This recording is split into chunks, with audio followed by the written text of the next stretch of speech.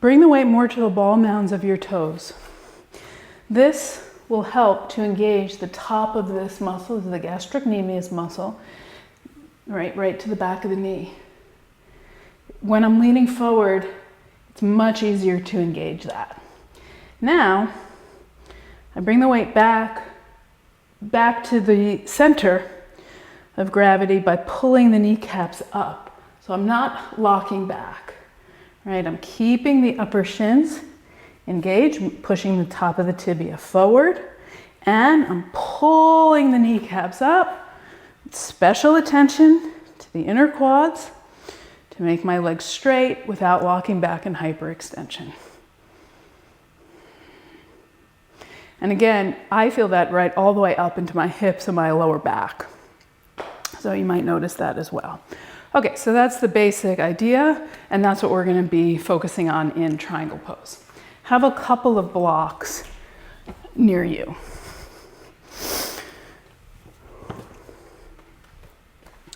So step your feet wide apart. Actually place some. So if you tend to hyperextend your knees, I'm going to show you a little prop work that can help. If you don't tend to hyperextend your knees and you tend to bend your knee in triangle pose, don't worry about this, right? Just work on really straightening the leg by engaging the inner quad. So step your feet wide, turn your left toes in, right leg and foot open. Again, all that same work we did in Warrior Two. It starts the same way. Weight will tend to fall to the outer edge of the foot. Root the inner edge down by making the base of the big toe heavy and the inner heel heavy. Pull your kneecap up. Okay, let's go. Take your torso over to the right and keep your legs straight. Okay, if you tend to bend your knee, you can even use a chair here, right? So really, as best you can, engage that upper inner quad. So I'm going to use a block.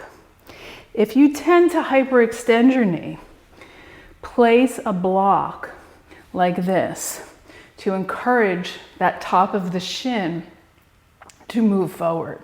So it kind of blocks the leg, right? It blocks the shin bone from locking back in hyperextension. Then you can perhaps really feel a connection from the foot all the way up, right, to the top of the knee. Pull the kneecap up, and it gets deep in the hip crease here.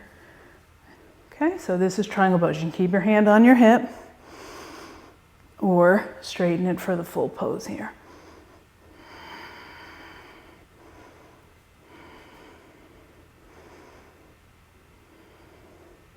So again, if you're someone that is like a tighter body type and you don't hyperextend your knee, this is not for you. You should work on straightening your leg, keeping your torso up higher if you need to in order to do that, right? And really working that inner quad muscle. I'm getting into a little therapeutics here. All right, and then come on up, change sides. So I'm going to show again that work for hyperextension. Use it if it's helpful. And you angle the block as it works for you to make your legs straight. And engage the back of the shin. So lift your toes, lift the arch. Balance the weight, inner to outer edge. Pull those kneecaps up on both legs.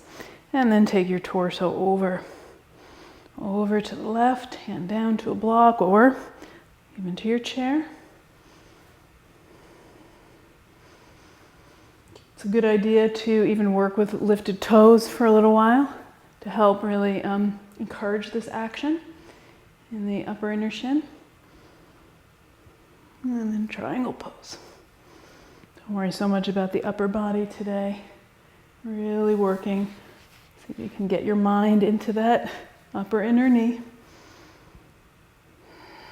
Breathe.